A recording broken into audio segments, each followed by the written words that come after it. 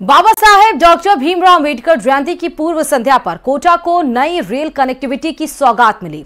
लोकसभा अध्यक्ष ओम बिरला ने Kota railway station से कोटा से दिल्ली के बीच स्पेशल ट्रेन को हरी झंडी दिखाकर रवाना किया। कार्यक्रम में मध्य प्रदेश के सीएम मोहन यादव और केंद्रीय रेल मंत्री अश्विनी वैष्णव भी वीडियो कॉन्फ्रेंसिंग के माध्यम से जुड़े। और आपको बता दें कि आज से ही दिल्ली से कोटा और अंबेडकर नगर के बीच नियमित रूप से यह ट्रेन संचालित होगी। और इस दौरान स्पीकर बिरला ने प्रधानमंत्री के 10 सालों के कामों की सराहना करते हुए कहा कि बीते 10 सालों में पीएम के नेतृत्व में रेलवे की दिशा और दशा दोनों बदली है। सुनिए जरा क्या कुछ और कहा है ओम बिरला ने।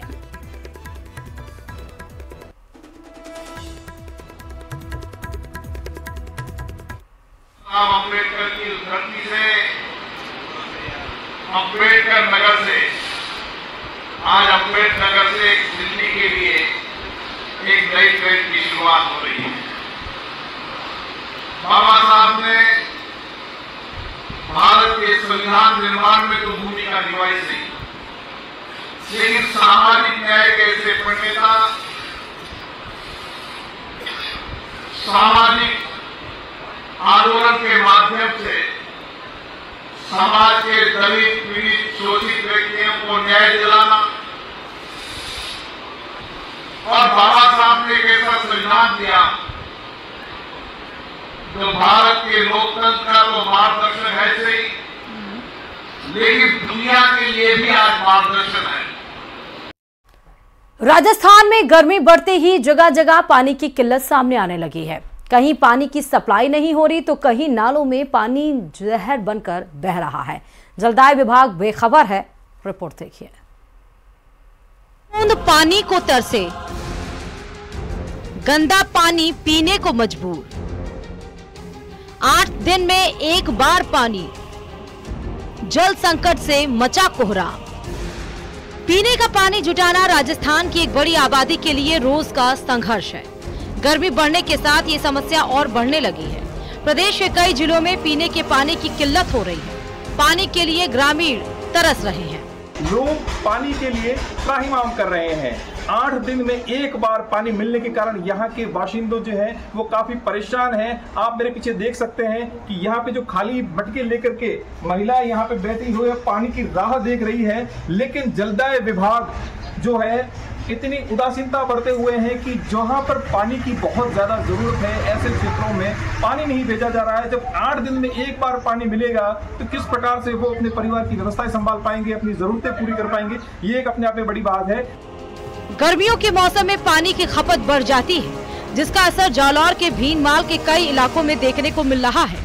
लंबे समय से 8 दिन में एक बार पानी की सप्लाई हो रही है। 8 दिनों तो पानी आवे, वो ये घंटों आवे तो पानी आवे तो लेट नहीं आती, लेट आवे तो पानी।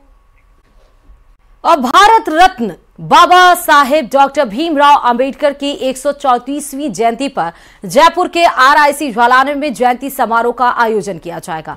सामाजिक न्याय और अधिकारिता विभाग के राज्य स्तरीय समारोह में सीएम भजनलाल शर्मा शिरकत करेंगे। डॉक्टर भीमराव अंबेडकर की मूर्ति पर सीएम माल्यार्पण करेंगे। कार्यक्रम में मस्कुलर डिस्ट्रोफी से पीड़ित लाभार्थियों को इलेक्ट्रिक पावर व्हील चेयर और पक्षकारों को सेफ्टी किट का भी वितरण करेंगे। साथ ही अंबेडकर शिक्षा, अंबेडकर सामाजिक सेवा और अंबेडकर महिला कल्याण पुरस्कार भी वितरित किए जाएंगे। तो आज अंबेडकर जयंती है, 134वीं आज अंबेडकर जयंती पूरा भारतवर्ष मना रहा है और इसको लेकर आज कई सौगातें मुख्यमंत्री राज्य को देने वाले हैं। साथ ही आपको बता दें कई सारे कार्यक्रम भी आयोजित हैं जहां पर वो शिरकत करेंगे। और सबसे पहली बात, वो बाबा साहेब भीमराव अंबेडकर की मूर्ति पर जाएंगे और उन्हें पुष्पांजलि अर्पित करेंगे।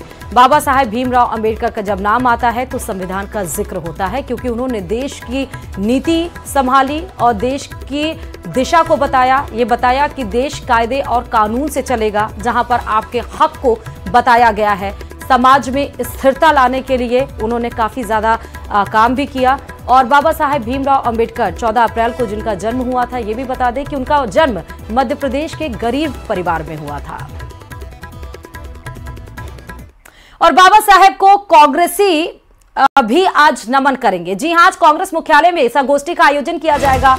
पीसीसी के पूर्व अध्यक्ष मथुरा दास माथुर की पुण्यतिथि भी आज मनाई जाएगी, यानी कि आज कांग्रेस मुख्यालय में दो दरअसल कार्यक्रम है। एक तो बाबा साहेब भीमराव अंबेडकर की जयंती को भी मनाया जाएगा और पीसीसी चीफ भी रह चुके हैं कि पूर्व अध्यक्ष रह चुके हैं मथुरा दास माथुर, उनकी भी पुण्यतिथि है जिनको आज मनाई जाएगी। 10 बजे प्रदेश कांग्रेस मुख्यालय पर यह कार्यक्रम होगा। प्रदेश कांग्रेस मुख्यालय जयपुर में एक संगोष्ठी भी आयोजित की जाएगी। संगोष्ठी में राजस्थान प्रभारी सुखजिंदर सिंह रंधावा मौजूद रहेंगे। राजस्थान प्रदेश कांग्रेस कमेटी के अध्यक्ष गोविंद सिंह डोटासरा भी रहेंगे। संगोष्ठी के बाद विधानसभा समन्वयकों की बैठक भी होगी। दोपहर 12 बजे रंधावा डोटासरा समन्वयकों की बैठक लेंगे।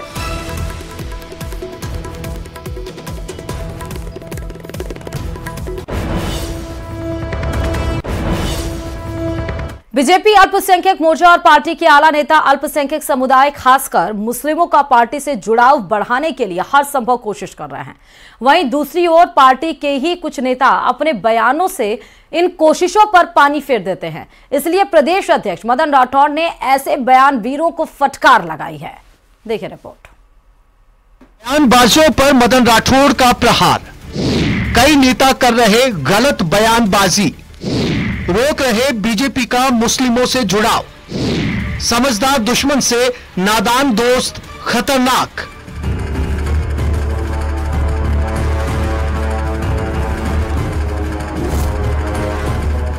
बीजेपी के 7 मोर्चों में से एक मोर्चा है अल्पसंख्यक मोर्चा। यह मोर्चा कहने को तो अल्पसंख्यकों के नाम से जाना जाता है, लेकिन खास तौर से मुस्लिम समुदाय को बीजेपी से जोड़ने के लिए काम करता है।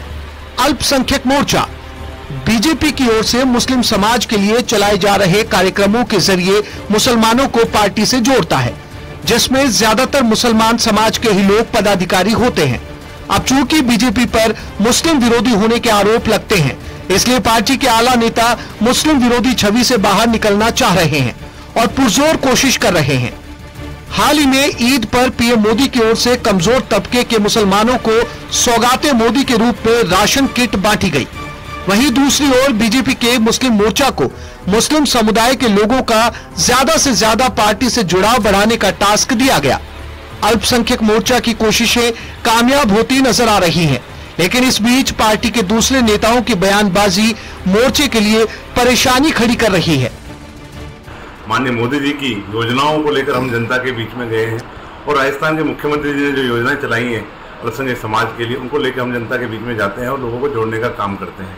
और जिस तरह की बयानबाजी हमारे नेता कुछ इस तरह की बयानबाजी कर देते हैं जिससे समाज में हमें बड़ी कठिनाइयों का सामना करना पड़ता है। इधर बीजेपी प्रदेश अध्यक्ष मदन राठौड़ भी नेताओं की इस बयानबाजी से खासे परेशान हैं। राठौड़ कहते हैं कि समझदार दुश्मन से नादान दोस्त खतरनाक है। उस वर्ग को भी, अल्पसंख्यक समाज को भी हम साथ जोड़ने के लिए पूरी मेहनत करते हैं, सब कुछ करते हैं, लेकिन अल्प ज्ञान के कारण कोई भी व्यक्ति जो पूरी समझ नहीं रखता और कुछ भी स्टेटमेंट दे दे और हमारी सारी मेहनत पर पानी फेर देता है। तो मैं सोचता हूँ कि किसी को भी पूरा समझ लेने की ज़रूरत है। हमारी विचारधारा को पूरा समझे, हमारी कार्य प्रणाली को पूरा समझ ले, उसके बाद ही हमारे लोगों को भी पूरा समझने के बाद स्टेटमेंट देना चाहिए। कभी भी ये छोटा नासमझी से ये इसे एक शब्द में कहूँ कि समझदार दुश्मन से नादान दोस्त ज्यादा खतरनाक होता है। करे कोई भरे कोई की कहावत बीजेपी अल्पसंख्यक मोर्चा पर साकार हो रही है। अल्पसंख्यकों के मामले में बयानवीर नेता के बयान के बाद सोशल मीडिया पर ट्रोल और रिएक्शन में गाली गलौज तक मामला पहुंच जाता है। अभी वक्फ के बारे में जो आपने फैसला किया है, क्या नीयत है इस फैसले को करने की और क्या ज़रूरत है इस कानून को लाने की, ये बिल्कुल स्पष्ट है। तो जब आपके इस तरह की जब आप फैसले कर रहे हैं और मुस्लिम दुश्मनी में इतनी चीज़ें हैं, तो फिर भी उसके बावजूद भी आप ये तमन्ना करते हैं कि मुसलमान आपसे जुड़ेंगे, तो कैसे हो सकता है? ज़रूरत इस बात की है, अगर आप चाहते हैं वाकई आपके लोग आपसे करीब आएँ और आपको अपनी पॉलिसीज़ में बदलाव करना पड़ेगा। भारतीय जनता पार्टी की विचारधारा में कभी भी अल्पसंख्यक और दलितों के विकास की बात रही ही नहीं है और भारतीय जनता पार्टी के तमाम नेताओं के जो कृत्य हैं, बयान हैं, उसमें दलित विरोधी और अल्पसंख्यक विरोधी मानसिकता स्पष्ट रूप से झलकती है। बीजेपी अल्पसंख्यक मोर्चा केंद्र की मोदी सरकार और राज्य की भजनलाल सरकार की योजनाओं को लेकर मुस्लिम समुदाय के लोगों के बीच जाता है तो लोग नेताओं की टिप्पणियों को लेकर नाराजगी दिखाते हैं। वहीं दूसरी ओर कार्यक्रम को लेकर सोशल मीडिया पर ट्रोल तक कर रहे हैं। मोर्चा नेताओं को गाली गलौज और भद्दी भाषाओं में जवाब देते हैं। इससे मोर्चे के नेता खासे परेशान होते हैं। उनकी कोशिशें नतीजे तक नहीं पहुंच पाती, इसलिए पार्टी के समझदार बयानबाजों को नसीहत दे रहे हैं। देखना है उनकी नसीहत पर कितने बयानबाज अमल करते हैं। न्यूज़ 18 राजस्थान के लिए जयपुर से सुधीर शर्मा की रिपोर्ट।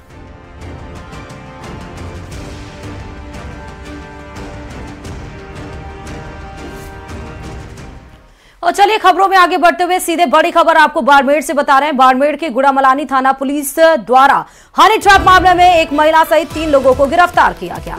फिलहाल पुलिस आरोपियों से पूछताछ करने के साथ अन्य आरोपियों की तलाश कर रही है। दरअसल एक विवाहिता ने अपने साथियों के साथ मिलकर व्यापारी को हनी ट्रैप करने का मामला सामने आया। वहीं व्यापारी के साथ मारपीट कर अश्लील वीडियो बनाकर किडनैप कर लिया गया। उसके बाद 15 लाख रुपए की फिरौती भी मांगी गई। रुपए नहीं होने पर व्यापारी से 4 चेक लेकर छोड़ दिया।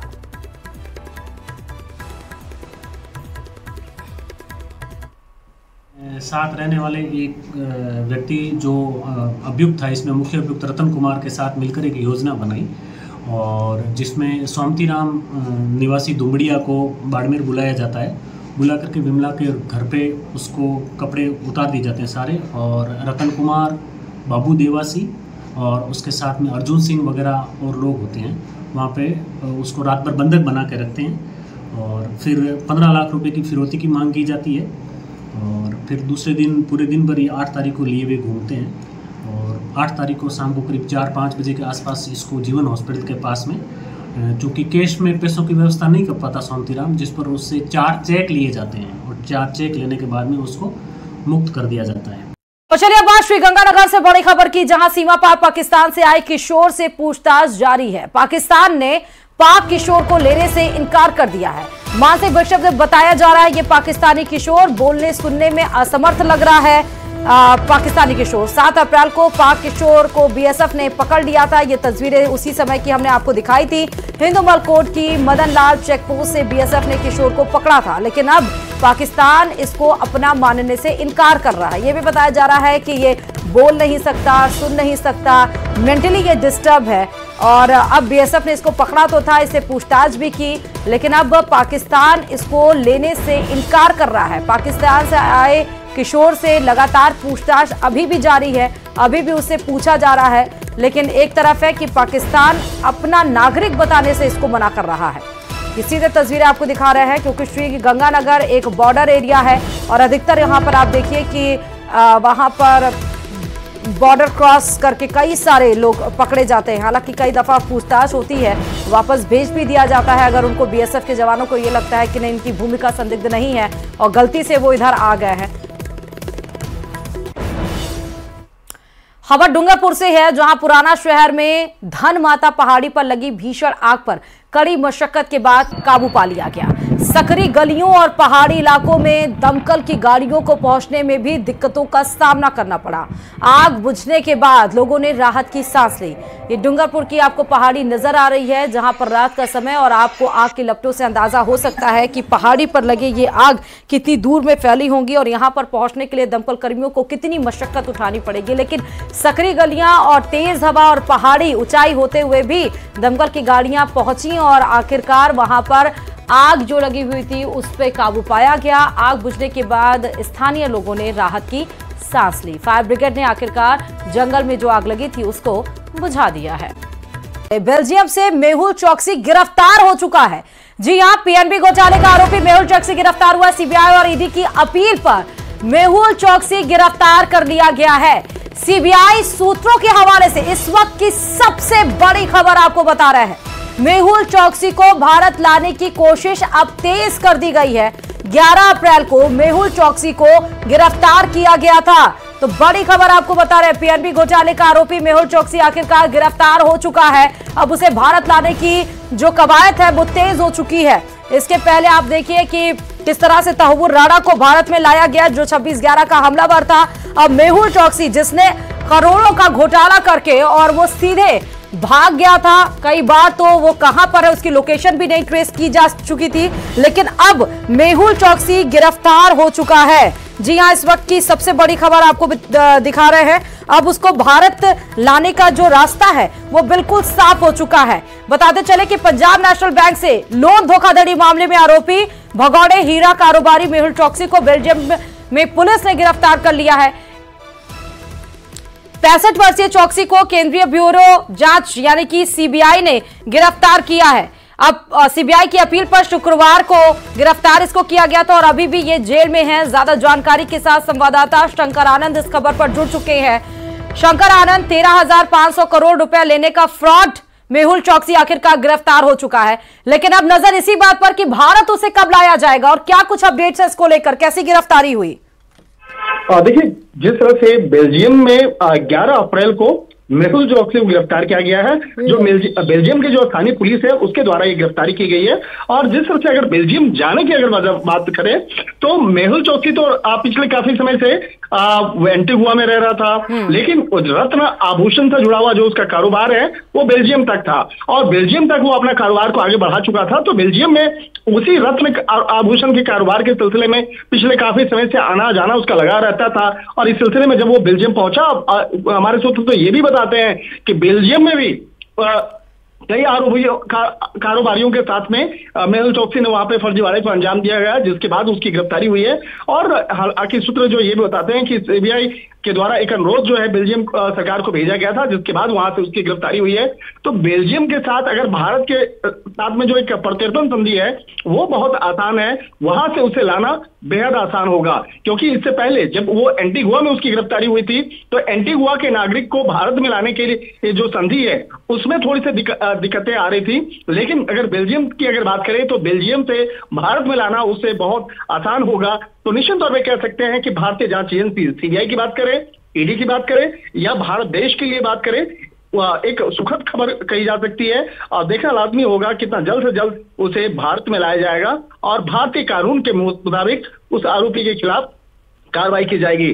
जिस तरह से पीएनबी बैंक घोटाला मामले में मेहुल चौकसी और मेहुल चौकसी के जो भतीजे हैं उसका जो नाम आया था, नीरव मोदी का नाम सामने आया था, तो ये दोनों भारत छोड़ करके फरार हुआ था। और जिस तरह से अब मेहुल चौकसी के खिलाफ ये कार्रवाई की गई है, निश्चित तौर पर कहा जा सकता है कि सीबीआई अब इस मामले में आगे की ऑपरेशन की कार्रवाई को अंजाम देने में जुट गई है और देखना लाजमी होगा कितना जल्द से जल्द उसे भारत में लाया जाएगा। बिल्कुल शंकर आनंद, और यही क्योंकि इस वक्त की बड़ी खबर है, यह भी बताया गया था कि बेल्जियम में उसने नागरिकता भी ले रखी थी। देखिए, अभी तक जो जानकारी मिली है कि बेल्जियम की नागरिकता नहीं, एंटीगुआ की नागरिकता उसे मिली हुई थी। और अगर ये बेल्जियम की नागरिकता भी ले रखा है तो निश्चित तौर पे ये कहा जा सकता है तब वहां से लाना भारत देश के लिए थोड़ा सा मुश्किल होगा। क्योंकि जो अभी तक की संधि है 1901 की संधि जो भारत और बेल्जियम के बीच में हुई थी, तो साल 1901 में हुई थी, यानी कि अंग्रेजों काल में हुई थी, देश की आजादी के पहले की वो संधि है। तो उसके मुताबिक भारत में लाना बेल्जियम से मुश्किल होगा अगर वो बेल्जियम की नागरिकता ले रखा है तब। लेकिन यह देखना लाजमी होगा कि क्या वो बेल्जियम की नागरिकता ले रखा है या नहीं ले रखा है, क्योंकि इसके पहले जब वो उसकी गिरफ्तारी एंटीगुआ में हुई थी तो उस वक्त तो स्पष्ट हो चुका था कि वो एंटीगुआ की नागरिकता ले रखा है, इसलिए एंटीगुआ से भारत में लाना थोड़ा सा मुश्किल बना। ठीक है, बहुत शुक्रिया शंकर आनंद तमाम जानकारी देने के लिए खबर पे। तो बड़ी खबर इस वक्त की आपको बता रहे हैं कि आखिरकार मेहुल चौकसी की गिरफ्तारी हो चुकी है। अब भारत लाने की कवायद जो है वो तेज हो चुकी है।